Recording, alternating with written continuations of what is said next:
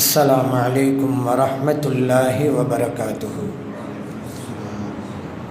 الحمد لله رب العالمين والصلاة والسلام على سيدنا محمد وعلى آله وصحبه أجمعين وما توفيقي إلا بالله لا حول ولا قوة إلا بالله العلي العظيم سبحانك لا علم لنا إلا ما علمتنا إنك أنت العليم الحكيم.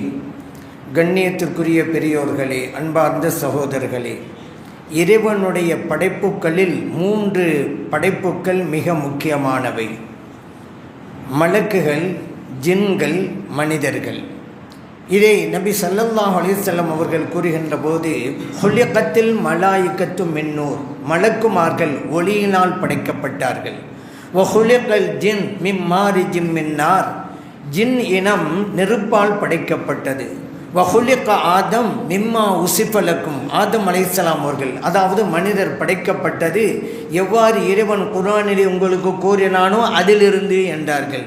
இறைவன் குர்ஆனிலே சொல்லி காட்டுகிறான், மின் துரா, மண்ணிலிருந்து படைக்கப்பட்டார்கள் ஆதம் அலைஹிஸ்ஸலாம் அவர்கள். முஸ்லிமிலே பதிவு செய்யப்பட்ட ஹதீஸ். இதிலே இந்த ஜின் இனம், இதை பற்றி ஒரு சில தகவல்களை உங்களுக்கு மத்தியிலே கூறலாம் என்று விளைகின்றேன். ஏன் இந்த ஜின் இனத்திற்கு ஜின் என்று பெயரிடப்பட்டது? ஜின் என்றால் மறைவானது என்பது பொருளாகும். மக்களுடைய பார்வை விட்டும் இறைவன் மறைத்து வைத்திருக்கிறான் அந்த இனத்தை. ஆகவே அதற்கு பெயர் ஜின், மறைந்திருத்தல் என்பது பொருளாகும். ஆனால் அந்த ஜின்கள் நம்மை பார்க்கிறது, ஆனால் நாம் அதை பார்ப்பதில்லை.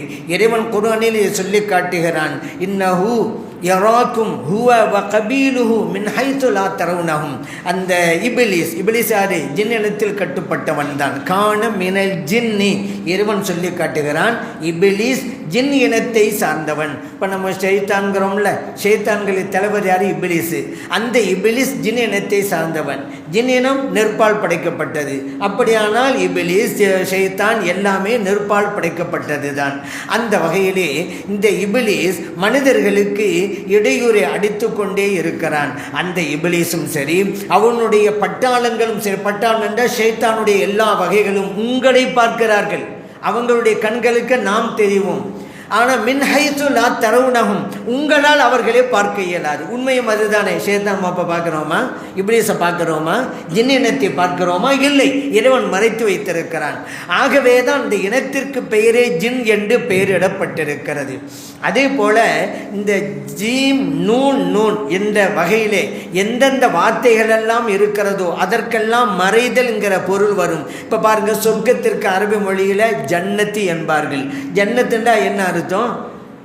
நம்ம சொல்கிறோம் சொர்க்கம், பூங்கா, சோன பூந்தோட்டம் அப்படிலாம் நம்ம சொல்லிக்கிட்டு இருக்கோம். அந்த ஜன்னத்துங்கிற வார்த்தைக்கு நேரடி பொருள் மறைந்திருத்தல் தான். நம்ம இதுவரைக்கும் சொர்க்கத்தை பார்க்கல, கண்ணுக்கு மறைஞ்சு தான் இருக்குது. ஆகவே தான் அதற்கு ஜன்னத் என்றே பெயரிடப்பட்டது.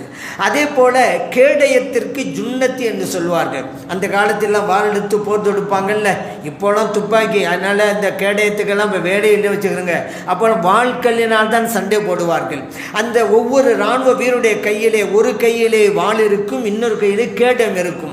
எதிரி தாக்குகின்ற போது அதை வைத்து தடுப்பார் அந்த கேடயத்தின் மூலம். அப்படியானால் எதிரியுடைய அந்த வாளை மறைத்து விடுகிறது இந்த கேடயம். ஆகவே தான் கேடயத்திற்கு ஜுன்னத் என்பது பெயர்.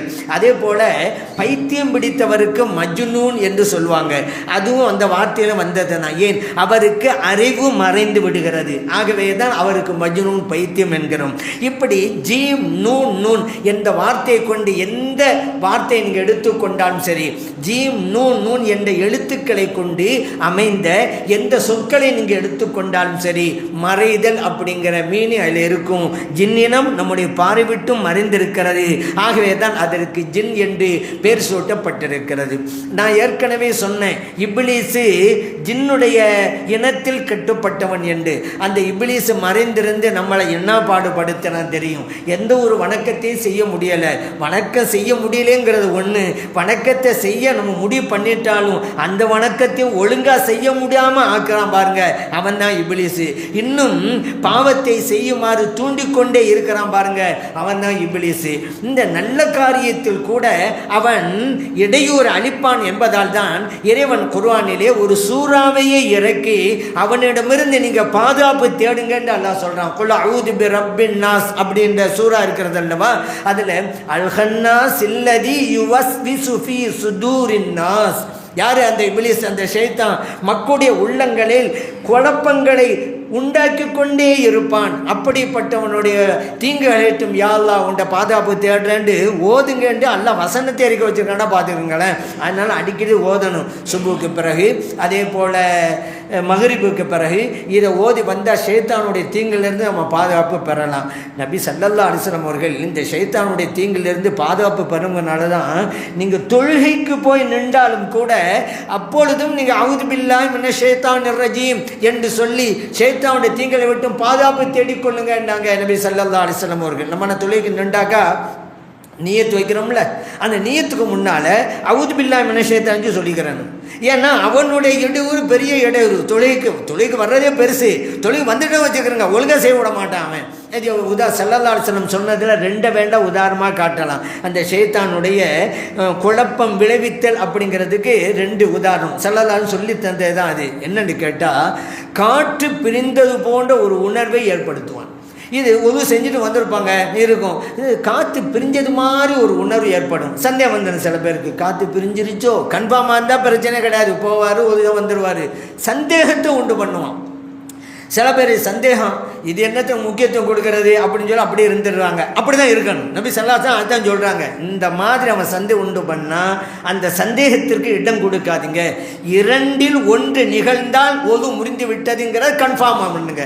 ரெண்டில் ஒன்று என்ன? ஒன்று சப்தத்தை நீங்கள் கேட்டிருக்க வேண்டும், காற்று பிரிகின்ற சப்தத்தை நீங்கள் கேட்டிருக்க வேண்டும், அல்லது துர்வாடையை நீங்கள் உணர வேண்டும். ரெண்டில் எதுவுமே நடக்கலைண்டா நீங்கள் கன்ஃபார்மாக ஒது முறிய அப்படின்ட்டு முடிவுக்கு வந்துருங்க என்று நபி ஸல்லல்லாஹு அலைஹி வஸல்லம் சொல்றாங்க. இல்லைண்டா சந்தேகம் வரும்போதெல்லாம் ஒரு ஒது செஞ்சுட்டு வரான்னு வச்சுக்கிறோங்க, போச்சு. இவர் தொழுகையே மிகப்பெரிய பாரமாக அமைஞ்சிடும். ஏன் சும்மா ஒது செய்வார் வருவார், அப்புறம் சந்தேகம் வரும், ஒது செய்யணும் வருவார், அப்படின்னா தொழுகை வேணான்னு போயிடுவார். அப்போ தொழுகை என்பது மிகப்பெரிய சிரமமாகிவிடும். ஆகவே இந்த ஷைத்தானுடைய இடையூறுக்கு இடம் கொடுக்காதீங்க அப்படிங்க. ஏன்னா வசுவாசம் சில பேர் வசுவாசம் இருக்கும். தொழுகையில் நின்ற பிறகு நியத்து வைக்கும்போது சில பேர் வசுவாசம் வரும். நியத்து வச்சு கட்டுவாங்களா, சந்தேகம் வந்துடும், கையை விட்டுவிட்டு இன்னொரு தடவை நியத்து வைப்பாங்க, அப்புறம் கையை விட்டு இன்னொரு தடவை வைப்பாங்க. இப்போ இது ஒரு வசுவாசி. இந்த வசுவாசிக்கு இடம் கொடுக்கக்கூடாது. ஏன்? இடம் கொடுத்துட்டா பிறகு தொழுகையே ஒரு சுமை அப்படி வந்துட்டா இந்த ஆள் தொழுவ மாட்டான். இதுதான் இப்லீஸோட நோக்கமும் கூட, அவனுக்கு கஷ்டத்தை கொடுத்துடணும் அப்படிங்கிறது தான். ஆகவே இதற்கு இடம் கொடுக்கக்கூடாது. தெரிஞ்சுக்கிட்டோமா? இந்த ஹதீஸ் முஸ்லிம்லேயே பதிவு செய்யப்பட்ட ஹதீஸ். அதே போல் அந்த ஷைத்தானுடைய இன்னொரு இடையூறு இருக்குது. இது நபி ஸல்லல்லாஹு அலைஹி வஸல்லம் சொல்கிறாங்க. அந்த ஷைத்தான் உங்களுடைய உள்ளத்தில் வசுவசாவை போடுவான், குழப்பத்தை போடுவான். கடைசியில் லாயதிரி கம்சல்லா, எத்தனை ரக்காத்து தொழுதங்கிறதே தெரியாமல் போயிடும் என்று நபி ஸல்லல்லாஹு அலைஹி வஸல்லம் சொல்லியிருக்கிறாங்க. புகாரில் பதிவு செய்யப்பட்ட ஹதீஸ். இப்படி எல்லாருக்குமே நடக்குமே. 2 ரக்காத்தா 3 ரக்காத்தா, 3 ரக்காத்தா 4 ரக்காத்தா, இந்த சந்தேகம் வராத யாராக இருக்கிறாங்களாங்க? கிடையாது. எல்லாருக்குமே இந்த சந்தேகம் வந்து கொண்டு தான் இருக்கிறது. சரி, இந்த மாதிரி சந்தேகம் வந்துட்டால் எப்படி நாம் நடைமுறைப்படுத்தணும்? நம்ம தொழுதுகிட்டு இருக்கோம், 2 3 சந்தேகம் வந்துருச்சு. இப்போ நம்முடைய நிலைப்பாடு என்ன தெரியுமா? எது குறைவோ அதை நாம் எடுத்துக்கொள்ள வேண்டும். 2 3 என்றால் 2 எது கம்மி? 2 ரக்காத்துன்னு வச்சுக்கணும். 3 4 அப்படி சந்தேகம் வந்துச்சு வச்சுக்கிறோங்க, என்ன கம்மி? 3 ரக்காத்துன்னு வச்சுக்கிறோம். ஏன்? இதான் கன்ஃபார்ம் ஆனது. 2 3 2ங்கிறது உறுதியாகி போச்சு. இப்போ 3ல் தான் சந்தேகம் இருக்குது. அதனால் 2 வச்சுக்கிறோங்க. 3 4 சொன்னால் இப்போ 3ங்கிறது உறுதி. இப்போ 4வதா இல்லையாங்கிறதுல தான் ஒரு சந்தேகம். அதனால் உறுதியானதை அமைத்துக் கொள்ளுங்கள். தொழுகையில் மட்டுமல்ல, தவாஃபில் அப்படி தான். காபாவுக்கு போய் தவாஃப் செய்வாங்கல்ல, உம்ரா செய்யக்கூடியவங்க, ஹஜ்ஜி செய்யக்கூடியவங்கெல்லாம் தவாஃப் செய்வாங்க. 7 தடவை சுற்றி வரணும். அங்கே சந்தேகம் வந்துருச்சு வச்சுக்கிறோங்க. இது 2வது சுற்றா, 4வது சுற்றா, 5வது சுற்றா, 6வது சுற்றா, அப்படி சந்தேகம் வந்துட்டா எது இந்த 2ல் எது குறைவோ அதே நம்ம கணக்கில் வச்சுக்கணும். 5 6 5ன்னு வச்சுக்கிற வேண்டியதான். சரி, நபி ஸல்லல்லாஹு அலைஹி வஸல்லம் சொல்கிறாங்க, இந்த இப்லீஸ் தான் உங்களுடைய உள்ளத்தில் வசுவசா போட்டு இது எத்தனாவது ரக்காத்து அப்படிங்கிற ஒரு எண்ணத்தை உண்டு பண்ணுறான். ஆகவே ஷைத்தானுடைய தீங்கை விட்டும் பாதுகாப்பு தேடிக்கொள்ளுங்கள் என்று நபி ஸல்லல்லாஹு அலைஹி வஸல்லம் சொன்னாங்க. எல்லா வகையிலையும் அவனுடைய இடையூறு இருந்துக்கிட்டே இருக்குங்க. சில பேர் சொல்லுவோம்ல, பேய் பிடிச்சிருக்கு அப்படிமோ. பேய் பிடிச்சேன்னா என்ன அர்த்தம்? நம்ம தமிழில் பேய்ங்கிறோம், அரபி மொழியில் ஷைத்தான் பிடிச்சிருக்கான்னு அர்த்தம். அந்த பேய் பிடிச்சாலாம் இருக்குதுங்க. எப்படிங்க கண்டு கண்டுபிடிச்சிக்கிறது? குர்ஆன் அல்லாஹ் சொல்கிறான்ல, வட்டி வாங்கி சாப்பிட்டவங்களுக்கு என்ன தண்டனைங்கிறத அல்லாஹ் குர்ஆனில் சொல்கிறான். அல்லதீன யகுலூன ரிபா லா யகூமூன இல்லா கமா யகூமுல் லதீ யதஹப்பத்துஹு ஷைத்தானு மினல் மஸ். வட்டி வாங்கி சாப்பிட்டவன் மறுமையில் பேய் பிடித்தவன் மாதிரி எழுவான் அப்படின்னு அல்லாஹ் தஆலா சொல்லி காட்டுறான். பேய் பிடிச்சவன் மாதிரி எழுவான். பேய் பிடிச்சவனை பார்த்துருப்பீங்க, தராக்கெல்லாம் போனால் பார்த்துருப்பீங்க. பேய் பிடிச்ச ஒரு நிலைமையெல்லாம் எப்படி இருக்கும்ண்டு அப்படி தான் இவங்க எழுந்து நிற்பாங்க மறுமையில் அப்படின்னு அல்லாஹ் சொல்கிறான். இல்லாத ஒன்றே அங்கே அல்லாஹ் உதாரணமாக காட்டுவான். பேய் பிடித்தவன் ஒன்று இல்லைன்னு வச்சுக்கிறேங்க. பேய் பிடிச்ச மாதிரி எந்திரிச்சு மாதிரி எப்படி சொல்ல முடியும்? இல்லாத ஒன்று எப்படி உதாரணம் காட்ட முடியும்? சூரியனை போலண்டா சூரியன் ஒன்று இருக்கணும்ல, நிலாவை போல நிலான்னு ஒன்று இருக்கணும்ல, மயிலை போல அழகாக இருக்கிறான் அப்படின்னு சொன்னாக்கா மயில்னு ஒன்று இருக்கணும்ல, இருந்தால் தானே உதாரணம் காட்ட முடியும். பேய் பிடித்தன்னு ஒன்று இருக்க போய் தான் பேய் பிடிச்ச மாதிரி இவன் எழுந்திருப்பான். யார்? வட்டி வாங்கி சாப்பிட்டவனுக்கு அல்லாஹ் கொடுத்த தண்டனை. அப்போ அப்படி ஒன்று இருக்குது. பேய்ண்டா என்ன அர்த்தம்? ஷைத்தான் பிடிக்கிறது தான். மினல் மஸ்ஸி அப்படின்னு தான் தஹப்பத்துஹு ஷைத்தானுன்னு தான் அல்லாஹ் சொல்கிறான். அரபி மொழி ஷைத்தான். சரி, இந்த ஷைத்தானுக்கு எந்த இனத்தில் கட்டுப்பட்டவன்? ஜின் இனத்தில் கட்டப்பட்ட. நான் ஏற்கனவே சொல்லினேன், கான மினல் ஜின்னி. இந்த இபிலிசி ஜின் இனத்தில் கட்டுப்பட்டவன் அப்படின்னா நெருப்பால் படைக்கப்பட்டவன். இப்போ இடையூறு இருக்கிறதுனால எல்லா வகையிலும் நபி ஸல்லல்லாஹு அலைஹி வஸல்லம் திடுக்கிட்டு பயந்தால் ஒரு துவாவை சொல்லி தந்தாங்க. அது இந்த குழந்தைகளுக்கு கூட நமக்கு திடுக்கிட்டு பயந்தா அசத்து மாடு சொல்லி என் புள்ள பயந்துருச்சு ஓதி பாருங்க அப்படின்னு நம்ம சொல்லுவோம். நாமே கூட தூங்கிட்டே இருக்கும்போது திடுக்கிட்டு எந்திரிச்சிருவோம். அப்படி எல்லாருக்கும் உண்டு தான். இப்படி திடுக்கிட்டு பயந்து எழுந்தால் ஒரு துவாவை ஓதுங்கள் என்று நபி ஸல்லல்லாஹு அலைஹி வஸல்லம் சொல்லி தர்றாங்க. அஊது பி கலிமாத்தில்லாஹி தாம்மா மின் குல்லி ஷைத்தானின் வஹமா வ மின் குல்லி ஐனின் லாமா அப்படின்னு ஒரு துவா. இது என்ன? ஷைத்தானுடைய இடையூறை விட்டும், அதே போல் விஷ ஜந்துக்களை இடையூறை விட்டும், அதே போல் கண் திருஷ்டனுடைய தீங்களை விட்டும் பாதுகாப்பு தேடுன்னு இதுக்கு அர்த்தம்.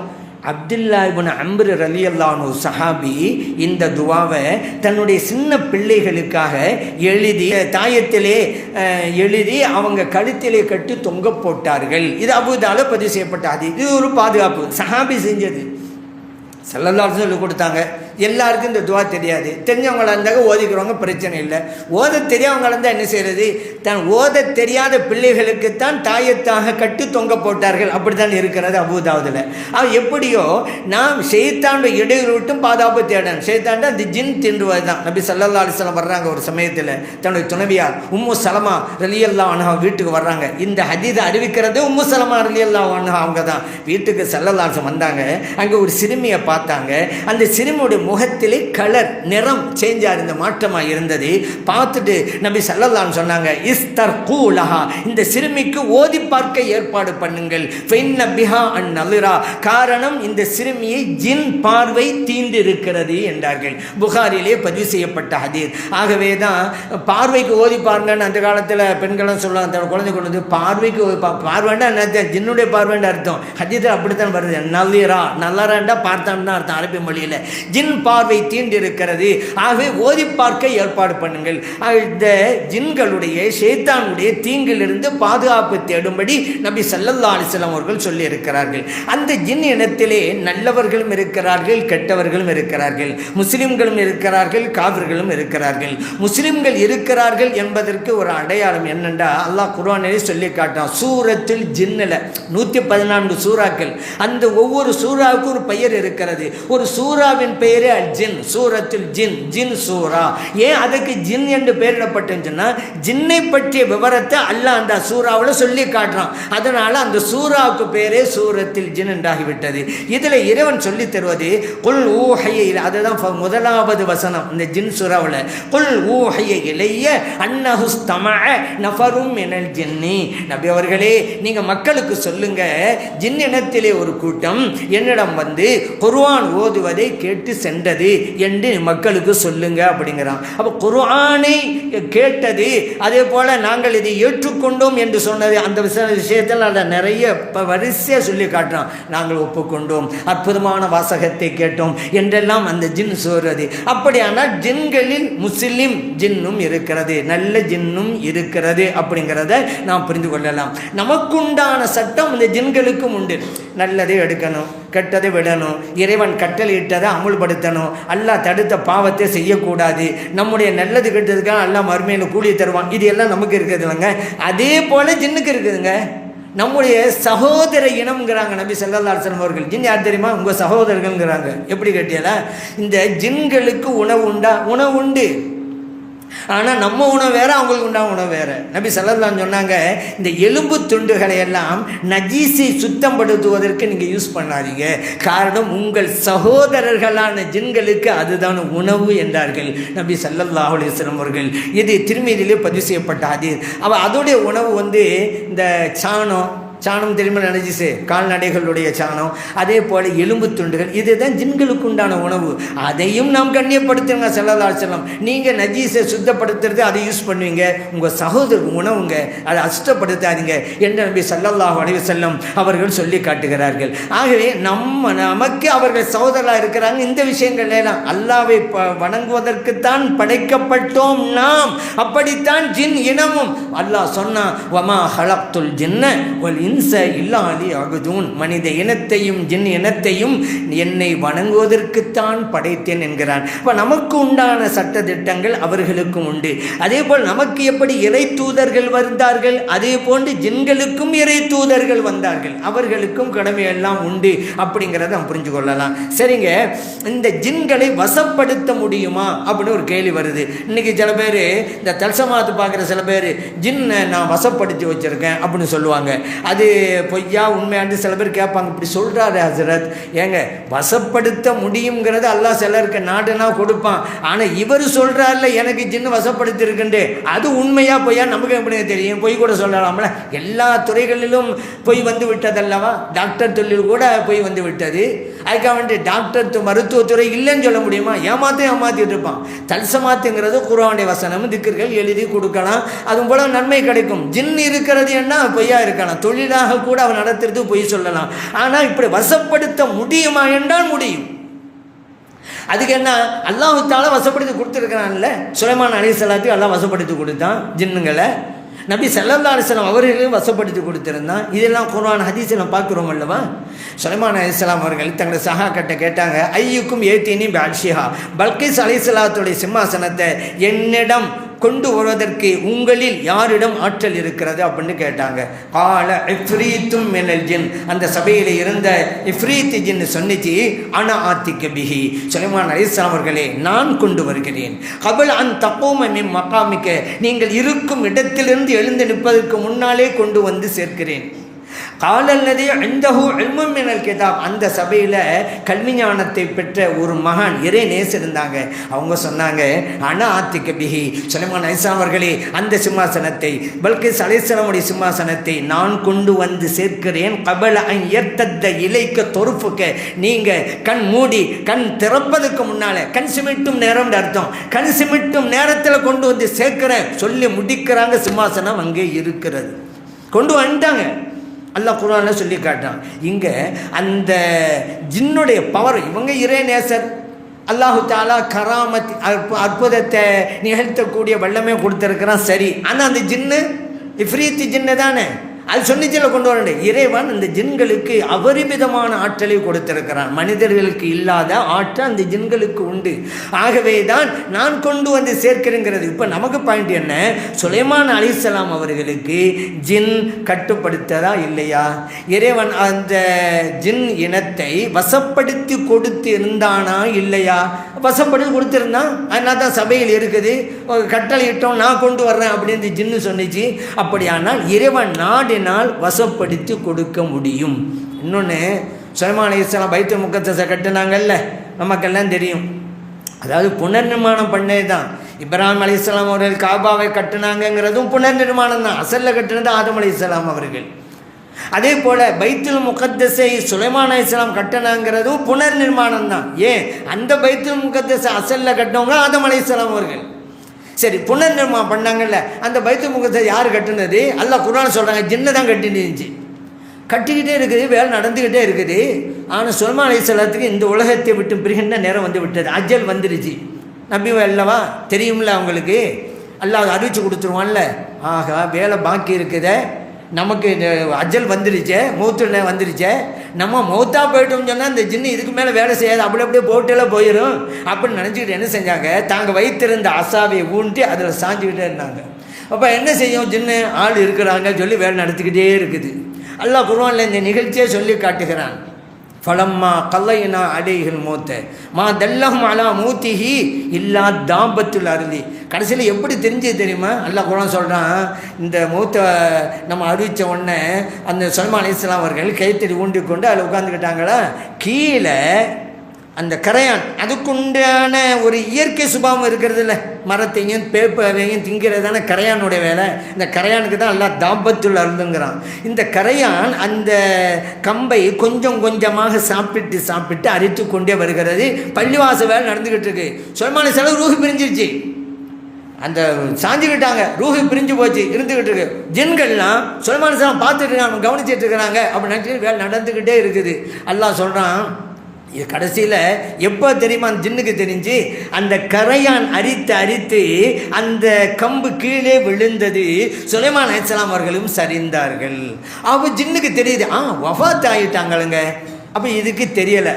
ஃபலம்மா ஹர்ர தபையனத்தில் ஜின்னு அல்லவ் கானு யஅலமூனல் கைப் மாலபிது ஃபில் அதாபில் முஹீன். அஜின்னு சொன்னிச்சான், அடே இவ்வளோ காலம் மொத்த போயிட்டாங்களா முன்னாலேயே. அது அந்த தப்சீரில் விவரம் இருக்கிறது, அதை கருத்து வேறுபாடு. எவ்வளோ காலம் அந்த கம்பளி சாஞ்சிருந்தாங்கல்ல, எவ்வளோ நாள்? சில முஃபஸ்ஸிரீன்கள் 1 வருடம், இன்னும் சில முஃபஸ்ஸிரீன்கள் 1 மாதம், இப்படி இன்னும் சில பேர் 1 நாள் அப்படி சொல்லக்கூடியவங்களாம் இருக்கிறாங்க. சரி, ஏன்னா ஒரு நாள் ஆகும். 1 நாளுங்கிறது பொருத்தம் இல்லை. கரையான் ஒரு குச்சியையே கரைச்சி திங்கிறது 1 நாள்லாம் முடியாதுங்க. நம்ம வீடுகள்லாம் பார்க்கணும், கரையான் புக்கெல்லாம் அரிக்குது இல்லை, கொஞ்சம் கொஞ்சமாக தான் அது அரிக்கும். சரி, அதனால தான் சில பேர் 1 வருடம்ங்கிறாங்க. அது எப்படியோ நீண்ட காலம். அப்படி ஒரு கம்பையே கரையான் அரித்து கீழே விழுகிறதென்றால் ஒரு கணிசமான காலம் இருக்கணும். இதில் இன்னொரு விஷயம், நபிமார்களுடைய புனித உடைகளை எல்லாம் பாதுகாக்கிறான். நீங்கள் சாதாரண உடம்பை தான் வச்சு பாருங்க பார்க்கலாம். ஆனால் இப்போ என்ன ஆகி போச்சுன்னா 1 நாளைக்கு வைக்கிறாங்க. சில ஊர்களில் பார்த்தீங்கன்னாக்கா மூத்தா போன உடனே டீசர் போட்டு சில ஊர்களில் வாங்கி வச்சுருக்காங்க, அதனால் கொண்டு வந்துடுறாங்க. ஏங்க இந்த மாதிரி வைக்காங்க, நீண்ட 2 நாள் ஆகும், 3 நாள் ஆகும். அப்போ தான் இது யூஸ் பண்ணணும்.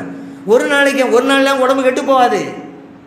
வீடு ஊரில் யாரோ வாங்கி கொடுத்துட்டாரா, அதுக்கு மையத்தை நாசமாக்குவீங்களா? நீங்கள் மையத்துக்கு அடைஞ்சு கொடுப்பீங்களா? பிரீசரில் வச்ச எவ்வளவு இடையூறு இருக்கிறது, மையத்துக்கு எவ்வளோ துன்பம் இருக்கிறது. கடுமையான குளிராலங்க இருக்குன்னு தாங்க முடியுமா? ஏசி கூட்டிட்டாலும் குறைப்பாங்கிறாங்களே. கோடை காலத்துக்கு ஓகே, குளிர் காலத்துக்கு ஏசி போட்டு கொஞ்சம் அதிகமாகிட்டா என்ன ஆகும்? தாங்க முடியலையே. மையத்தாக இருந்தாலும் நமக்குண்டான வேதனை போல் அதற்கு உண்டு. நபி ஸல்லல்லாஹு சொன்னாங்க, கஸ்ரு அலிமில் மையத்தி கஸ்ரிஹி ஹய்யன். ஒரு மையத்தினுடைய எலும்பை முறிப்பது உயிருள்ளவனின் எலும்பை முறிப்பது போல சிலம் சொல்கிறாங்கங்க. அப்போ எப்போ நமக்கு எலும்பு முறிச்சு அவ்வளோ வேதனை, அந்த மாதிரி தான். அவ்வளோ வைக்கக்கூடாது. சரி, அது ஒரு சப்ஜெக்ட் இருக்கட்டும். இப்போ 2-3 நாளுக்கு ஃப்ரீஜர் வைக்கலை, 1 வாரம் ஆச்சு, 1 மாதம் ஆச்சு, வெளியில் இருக்குது ஒரு உடல். கற்பனை பண்ணுங்க, எவ்வளோ பெரிய துர்நாற்றம் ஏற்படும். சில கொலைகள், தற்கொலைகள்லாம் சில நாட்களுக்கு பிறகு வெளியே வர்றதே வாடகை வச்சு தானே. வீடு புட்டிய கிடக்கும், ஒன்றும் தெரியாது.